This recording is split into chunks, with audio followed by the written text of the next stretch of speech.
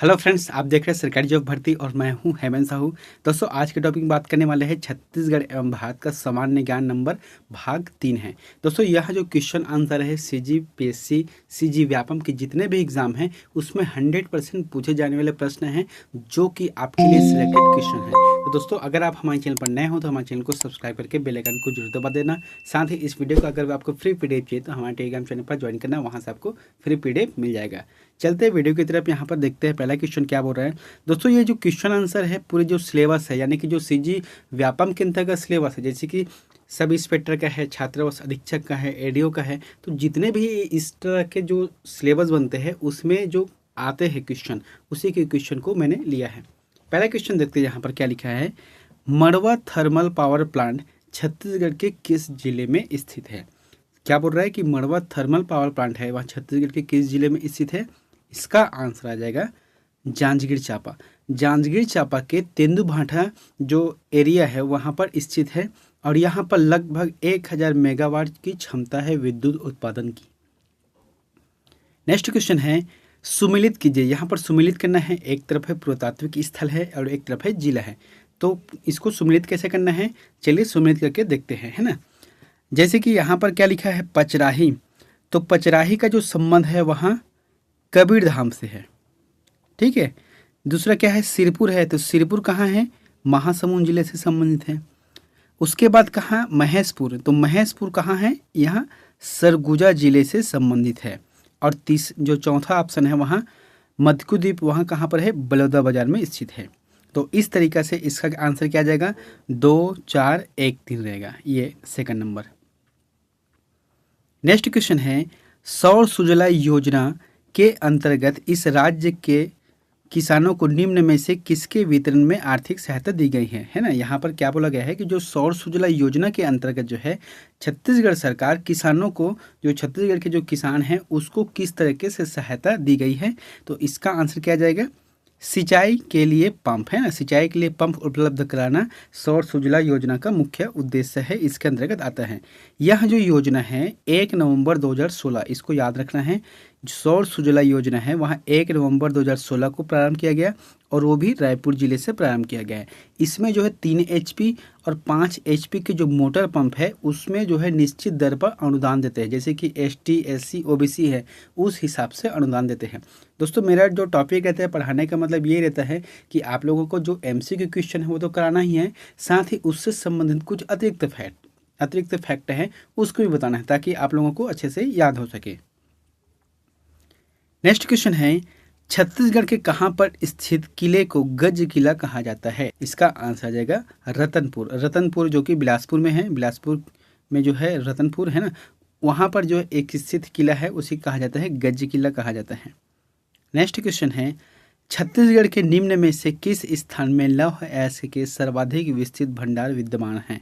तो छत्तीसगढ़ के निम्न में से कौन से ऐसे स्थान हैं जहां पर सर्वाधिक रूप से लौह अयस्क का सर्वाधिक विस्तृत रूप से भंडार है।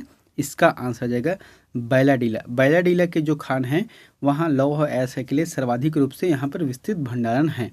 अब एक चीज़ याद रखना कि जो बैलाडीला का जो लौह अयस्क है बहुत ही श्रेष्ठ किस्म के लौह अयस्क है और यहाँ जो लौह अयस्क है जो छत्तीसगढ़ के जो दक्षिणी हिस्से है, जो धारवाड़ शैल समूह पाए जाते हैं वहाँ पर यहाँ लौह अयस्क पाए जाते हैं।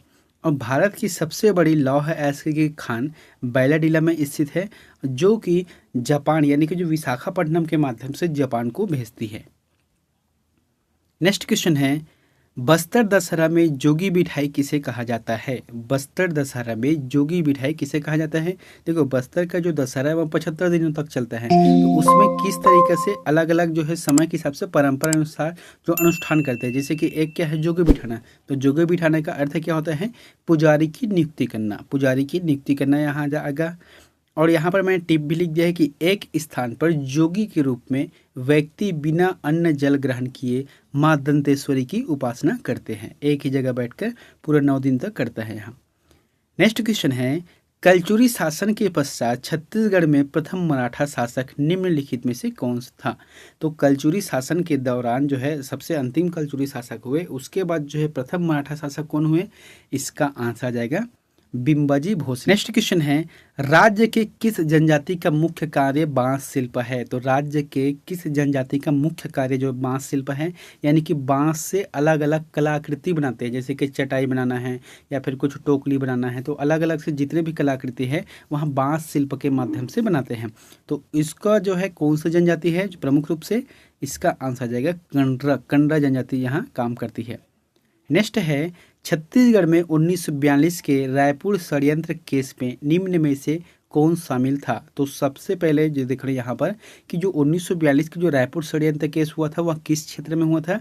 इसका उद्देश्य है विस्फोटक सामग्री बनाना था, विस्फोटक सामग्री बनाना था।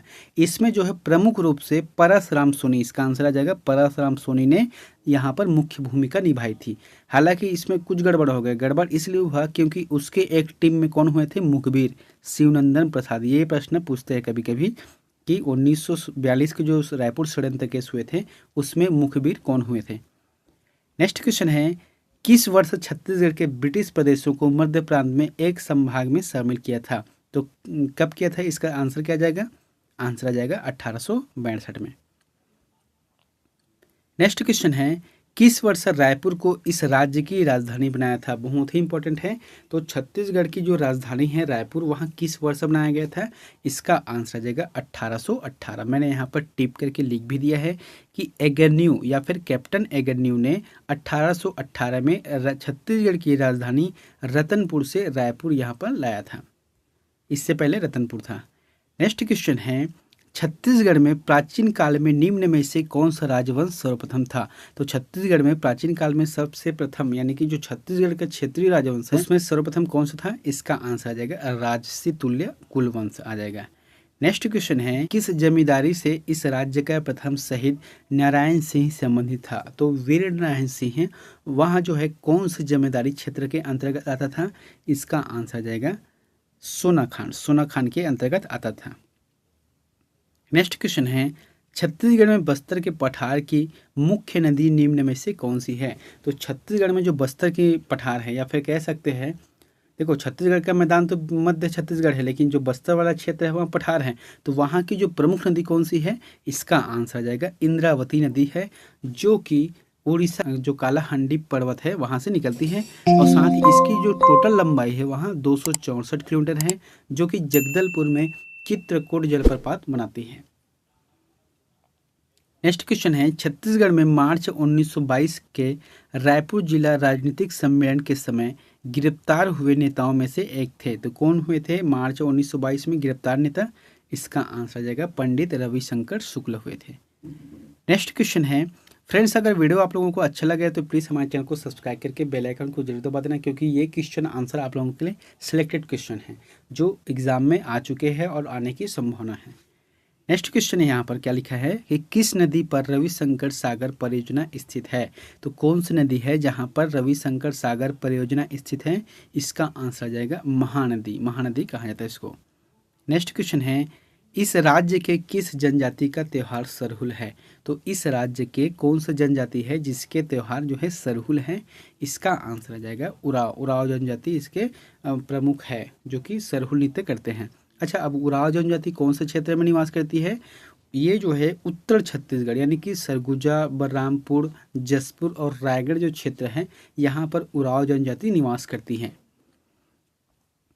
नेक्स्ट क्वेश्चन है, छत्तीसगढ़ में से कौन सा लोक नाट्य उत्तर प्रदेश की रासलीला से अधिक प्रभावित है? इसका आंसर आ जाएगा रहस। मतलब जो है उत्तर प्रदेश की जो रासलीला है वहाँ छत्तीसगढ़ के रहस से लगभग समानता है। नेक्स्ट क्वेश्चन है, छत्तीसगढ़ का निम्न में से कौन सा लोकगीत प्रेम गीत के रूप में जाना जाता है? तो छत्तीसगढ़ के जो प्रेम गीत है वहाँ कौन से लोकगीत के अंतर्गत जाना जाता है इसको? इसका आंसर आ जाएगा ददरिया। ददरिया जो गीत है वहाँ जो लोकगीत है वहाँ प्रेम गीत है। और ददरिया को और भी कहा जाता है जैसे कि प्रेम का गीत है, प्रणय गीत है, लोकगीतों का राजा भी कहा जाता है। नेक्स्ट क्वेश्चन है, प्राचीन काल में छत्तीसगढ़ के नल वंश का संस्थापक निम्न में से कौन सा था? तो प्राचीन काल में जो नल वंश संस्थापक हुए थे, नल वंश जो राज किए थे उसके संस्थापक कौन था?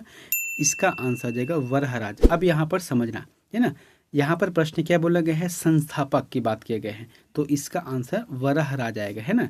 लेकिन ये जो वरहराज है वह कौन सा है? वास्तविक संस्थापक है। और इसलिए ये जो है इसके जो प्रारंभिक जो संस्थापक कौन हुए थे, शिशुक हुए थे। लेकिन जब भी क्वेश्चन है पूछेगा संस्थापक या फिर वास्तविक संस्थापक, तो वराहराज इसका आंसर आ जाएगा। नेक्स्ट क्वेश्चन है, निम्न में से कौन विद्वान इस राज्य में छायावाद के प्रवर्तक थे? तो छत्तीसगढ़ के छायावाद के प्रवर्तक कौन थे? तो इसका आंसर क्या आ जाएगा? थर्ड नंबर का आ जाएगा, मुकुटधर पांडे आ जाएगा इसका आंसर, है ना। नेक्स्ट क्वेश्चन है, रतनपुर के कलचुरी वंश के किस शासक ने सकल कोसलाधिपति की उपाधि धारण की थी? बहुत ही इंपॉर्टेंट है कि सकल कोसलाधिपति की जो उपाधि है वहाँ किस कलचुरी शासक ने उपाधि धारण की थी? इसका आंसर जाएगा पृथ्वीदेव प्रथम। पृथ्वीदेव प्रथम ने सकल कोसलाधिपति की उपाधि धारण की थी। नेक्स्ट क्वेश्चन देखते हैं यहाँ पर, वर्ष 1526 में लड़ी गई पानीपत की पहली लड़ाई में बाबर से कौन पराजित हुआ था? तो कौन पराजित हुआ था 1526 में? इसका आंसर जाएगा इब्राहिम लोदी। दोस्तों 1526 के आसपास ही बाबर ने भारत पर आया था। भारत ने मतलब मुगल वंश के संस्थापक के थे। मुगल वंश जो है 1526 से राज किया था। नेक्स्ट क्वेश्चन है, किसके समय में मलिक मोहम्मद जायसी ने पद्मावत की रचना की? तो किसके समय में मोहम्मद यानी कि मलिक मोहम्मद जायसी ने पद्मावत की रचना की थी? इसका आंसर है शेर शाह। नेक्स्ट क्वेश्चन है, शक संवत का प्रारंभ किस सम्राट के शासनकाल में 78 ईसा से हुआ था? यानी कि जो 78 ईस्वी से हुआ था शक संवत का प्रारंभ है, वहाँ कौन से सम्राट के शासनकाल में हुआ था? इसका आंसर जाएगा कनिष्क के शासनकाल से हुआ था। नेक्स्ट है, तक्षशिला विश्वविद्यालय स्थित है। तो तक्षशिला विश्वविद्यालय कहाँ पर स्थित है? इसका आंसर जाएगा पाकिस्तान में स्थित है। अभी वर्तमान में हालांकि इसका अवशेष है, लेकिन पूरी तरह से नहीं है क्योंकि इसे जो है नष्ट कर दिया गया था। नेक्स्ट क्वेश्चन है, अंकोर वाट कहाँ स्थित है? बहुत ही इंपॉर्टेंट है। तो अंकोर वाट कहाँ स्थित है? इसका आंसर है कंबोडिया। कंबोडिया में स्थित है अंकोर वाट। यहाँ पर जो मंदिर है वहाँ एक विष्णु का मंदिर है, हिंदू मंदिर है, जिसका निर्माण जो है सम्राट सूर्यवर्मन द्वितीय ने कराया था, जो लगभग 162 हेक्टेयर यानी कि 402 एकड़ क्षेत्रफल में यहाँ फैला हुआ है, बहुत ही बड़ा है। नेक्स्ट क्वेश्चन है, तीसरे आंग्ल मैसूर युद्ध को रोकने के लिए टीपू सुल्तान ने अंग्रेज के साथ कौन सी संधि की थी? तो फिर देखो यहाँ पर क्या बोला गया है, तृतीय आंग्ल मैसूर युद्ध। यह जो है अंग्रेज और टीपू सुल्तान के मध्य जब चल रहा था, तो इसे रोकने के लिए इन्होंने श्रीरंगपट्टनम की संधि की थी। उसके बाद जो है चतुर्थ आंग्ल मैसूर युद्ध हुआ था। देखो यहाँ पर श्रीरंगपट्टनम की जो संधि है वो 1792 में हुआ था। उसके बाद जो 1799 में जो चतुर्थ आंग्ल मैसूर युद्ध हुआ, उसमें टीपू सुल्तान मारा गया। नेक्स्ट क्वेश्चन है, देवदास उपन्यास के रचनाकार है। तो देवदास उपन्यास के रचनाकार कौन हुए हैं? शरत चंद्र चट्टोपाध्याय है। नेक्स्ट क्वेश्चन है, राज्यसभा में राज्यों का प्रतिनिधित्व किस बात पर निर्भर करता है? तो कोई भी जैसे कि राज्यसभा सीट है, अभी चल रहा है राज्यसभा सीट के लिए, तो उसमें जो प्रतिनिधि है वह किस बात के पर निर्भर करता है? इसका आंसर आ जाएगा राज्य की जनसंख्या। राज्य के जनसंख्या के हिसाब से जो है राज्यसभा सीट प्रतिनिधि यहाँ पर बनते हैं। जैसे कि छत्तीसगढ़ में कितना है? तो छत्तीसगढ़ में है 5 राज्यसभा सीट है। नेक्स्ट क्वेश्चन है, एक गैर सदस्य के रूप में संसद के किसी एक सदन की कार्यवाही में भाग ले सकता है? यानी कि कौन सा है जो संसद के सदस्य नहीं है फिर भी वहाँ किसी भी एक सदन में वहाँ कार्यवाही के लिए भाग ले सकता है? इसका आंसर आ जाएगा महान्यायवादी। भारत का जो महान्यायवादी है वहाँ भाग ले सकता है। नेक्स्ट क्वेश्चन है, भारत में सीमांत जोत का आकार है। तो भारत में जो सीमांत जोत कहते हैं, है ना, तो सीमांत जोत का आकार क्या है? इसका आंसर आ जाएगा 1 हेक्टेयर से कम। जिसके पास 1 हेक्टेयर से कम रहता है वहाँ सीमांत जोत आकार के अंतर्गत आते हैं। नेक्स्ट क्वेश्चन, भारत में सबसे ऊंची पर्वत चोटी कौन सी है? दोस्तों यहाँ पर चोटी आ जाएगा, है ना, तो इसका आंसर क्या रहेगा? इसका आंसर आ जाएगा गार्डविन आस्टिन। जो गार्डविन आस्टिन है वहाँ भारत की सबसे ऊंची पर्वत चोटी है, जिसे कहा जाता है K2 भी कहा जाता है, K2 कहा जाता है। और इसकी जो ऊंचाई है वहाँ समुद्र तल से 8611 मीटर है। नेक्स्ट क्वेश्चन है, सूर्य की ऊर्जा उत्पन्न होती है। तो सूर्य की ऊर्जा कैसे उत्पन्न होती है? इसका आंसर है नाभिकीय संलयन। नाभिकीय संलयन के द्वारा जो है सूर्य में ऊर्जा उत्पन्न होती है। नेक्स्ट क्वेश्चन है, गर्मियों में सफ़ेद कपड़े पहनना आरामदेह है क्योंकि? जैसे कि गर्मी का मौसम है उसमें ज़्यादातर लोग सफ़ेद कपड़े पहनते हैं। क्यों पहनते हैं? क्योंकि ये शरीर में अगर पहनते हैं तो अपने ऊपर पड़ने वाली जो ऊष्मा है उससे परावर्तित कर देती है। जैसे कि शरीर में कोई पहना हुआ है सफ़ेद कपड़ा, तो सूर्य का प्रकाश जब पड़ता है तो वहाँ जो प्रकाश है उसे परावर्तित कर देती है। नेक्स्ट क्वेश्चन है, जब प्रकाश के लाल, हरा व नीला रंगों को समान अनुपात में मिलाया जाता है तो परिणाम रंग होता है। तो जब जो है समान अनुपात में अगर लाल है, हरा है और नीला को मिलाया जाता है तो दोनों मिलाकर जो है, तीनों मिलाकर क्या बनता है? सफ़ेद बनता है। इसका आंसर ये आ जाएगा। नेक्स्ट क्वेश्चन है, आलू का खाने योग्य भाग होता है। तो आलू का खाने योग्य भाग कौन सा होता है? इसका आंसर आ जाएगा तना आ जाएगा, है ना। इसका आंसर क्या आ जाएगा? तना आ जाएगा।